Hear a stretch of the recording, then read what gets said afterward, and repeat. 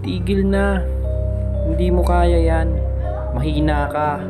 What's up, magandang araw mga tol. Kamusta? Sa video na to, pag-uusapan natin bakit di ka dapat matakot sa ibang tao. Bagkos, respeto ang ibigay natin sa kanila. Tapusin mo tong video na to, baka isa ka sa mga natatakot sa ibang tao. Kaya hindi mo magawa yung gusto mong gawin. Kung hindi pa tayo nagkita, ako nga pala si Joshua Ragos, isang working student. Bago tayo mag-umpisa, makwento ko muna. Noon, kada magpo-perform ako, o nagsasalita ako sa harap, o kung ano man yung gagawin ko na maraming tao, para akong nakakaramdam ng takot. Na pag magsasalita na ako, parang natatakot ako. Pero, nagagawa ko pa rin naman yung isang bagay, kahit maraming tao, o kahit nakakaramdam ako ng takot. At na-realize ko na ang nararamdaman ko pala, sa tuwing may gagawin ako sa harap ng maraming tao, ay normal lang pala yun. Dahil yung nararamdaman ko na yun ay kaba. Ang kaba at takot mga tol ay magkaiba yan. Ang kaba ay normal lang yung maramdaman pag haharap ka sa maraming tao o may gagawin kang malaking bagay. Kabahan ka na kung kabahan. Basta wag ka lang matatakot. Dahil once na natakot ka, aatras ka sa bagay na yun. Dun sa bagay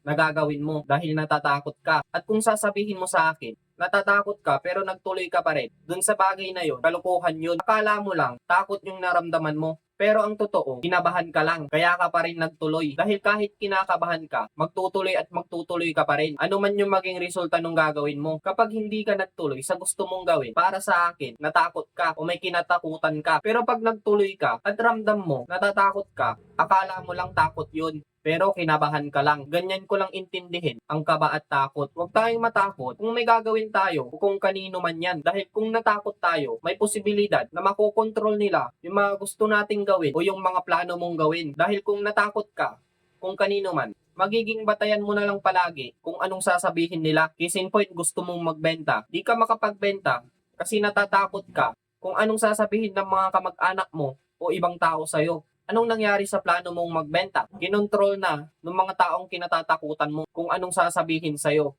At sino nga lang ba dapat kumontrol sa atin? Para sa akin, Diyos lang ang pwedeng kumontrol sa atin. At hindi kung sino man. Huwag kayong matakot kanino man.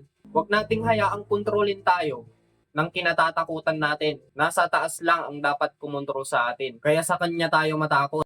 Ang mga tao na kagaya natin, kahit matanda pa yan sa atin, walang dahilan para katakutan natin sila. Pero may malaking dahilan bakit natin sila kailangang irespeto. Para sa akin, sino mang taong nabubuhay dito, respeto ang kailangan ng bawat isa sa atin. Magbigayan tayo ng respeto. Kasi kung may respeto ka, ang bawat sasabihin nila, irerespeto mo. Pero hindi ka nila dapat nakontrolin. Yung sasabihin nila na masama, na panglalait tungkol sa'yo, respeto mo. Pero hindi yun ang magiging dahilan para kontrolin ka nila o makontrol nila yung gusto mong gawin. Yung mga taong nagpapakumbaba, pag may nakaalitan sila o hinahayaan na lang yung alitan na yun, di ako naniniwalang takot yung tao na yun. Binibigyan ka lang niya ng respeto dahil ayaw nun ng may kaaway. Ako personal mga tol, kailangan ko ng respeto. Respeto kung respeto. Kaya ako to ginagawa. Dahil isa sa mga pinaniniwalaan ko na tayong mga Pilipino, kung wala kang ginagawang masama, walang dahilan para matakot. Kabahan na tayo kung kabahan. Basta wag lang tayong matatakot dahil magkaiba yon mga tol. Pero kailangan nating irespeto lahat ng tao. Kung sang-ayon ka sa mga prinsipyo na nilalapag natin. Meron akong ginawang FB group. Pangalan ng group na yon ay Madiskarteng Kabataan Group. Layunin ng grupo na yon ay magkaisa tayong mga kabataan.